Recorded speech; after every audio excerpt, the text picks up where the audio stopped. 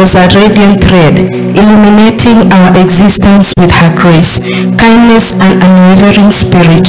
From her earliest days, she embodied resilience. Pole sana kwa familia, sana sana. You know, it's really overwhelming.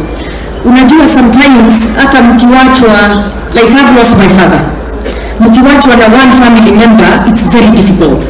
Sasa najaribu to imagine 7, I really cannot. God, we honor you and we honor your life you have lived.